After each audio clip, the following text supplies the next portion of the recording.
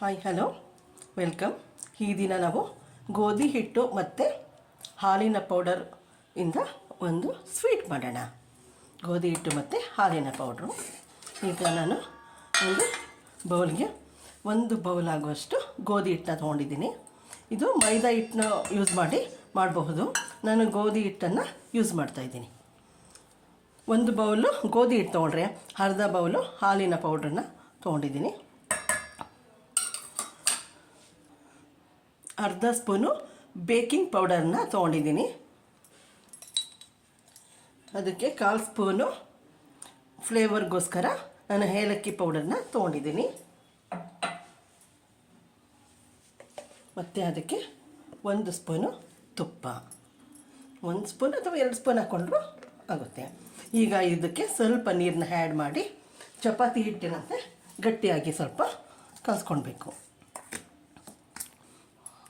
ಈಗ ಎಲ್ಲನೂ ಮಿಕ್ಸ್ ಮಾಡ್ಕೊಂಡಿದ್ದೆ. ಇದಕ್ಕೆ ಸ್ವಲ್ಪನೇ ನೀರು ಹಾಕಿ ಚಪಾತಿ ಹಿಟ್ಟಿನ ರೀತಿ ಕಲಿಸ್ಕೊಳ್ಳೋಣ. ನೋಡಿ, ಈ ರೀತಿ ಚಪಾತಿ ಹಿಟ್ಟಿನಂತೆ ಕಲಿಸ್ಕೊಂಡಿದ್ದೀನಿ. ಈಗ ಒಂದು 10 ನಿಮಿಷ ರೆಸ್ಟ್ ಮಾಡಲಿ. ಈಗ ಸಕ್ಕರೆ ಪಾಕ ಮಾಡ್ಕೊಳ್ಳೋಣ. ಈಗ ಒಲೆ ಮೇಲೆ ಪಾತ್ರೆ ಇಟ್ಟಿದ್ದೀನಿ. ಈಗ ಅದಕ್ಕೆ 1 ಬೌಲ್ ಸಕ್ಕರೆನ ಹಾಕ್ತಾಯಿದ್ದೀನಿ.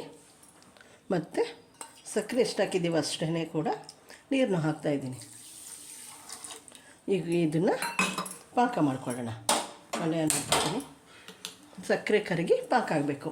ಅಂದರೆ ಪಾಕ ಅಂದರೆ 1 ಎಳೆ 2 ಎಳೆ ಆ ರೀತಿ ಅಲ್ಲ, ಜಾಮೂನ್ ಪಾಕದಷ್ಟು ಬಂದರೆ ಸಾಕಾಗುತ್ತೆ. ಈಗ ನೀರಿನಲ್ಲಿ ಕರಗಲಿ ಸ್ವಲ್ಪ.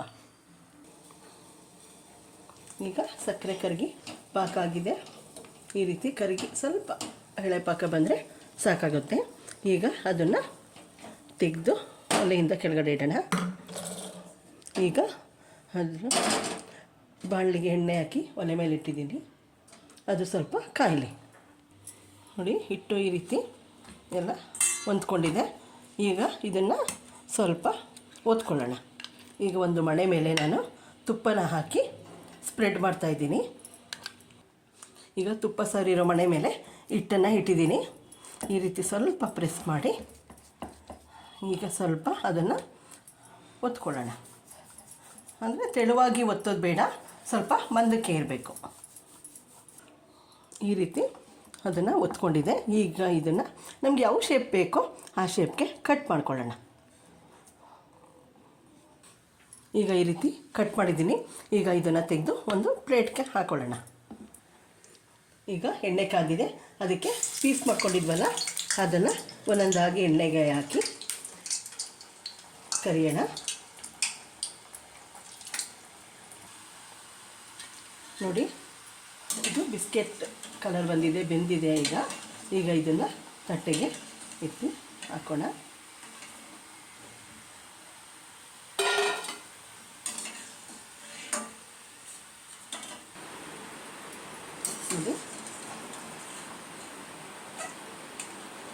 ಇದು ಬೆಂದಿದೆ. ಇದನ್ನು ಕೂಡ ಒಂದು ಪಾತ್ರೆಗೆ ಶಿಫ್ಟ್ ಮಾಡೋಣ. ನೋಡಿ, ಬಿಸ್ಕೆಟು ಈ ರೀತಿ ಬೆಂದು ಹಾಕಿದ್ದೀನಿ. ಈಗ ಅದಕ್ಕೆ ಸಕ್ಕರೆ ಪಾಕನ ಹಾಕೋಣ.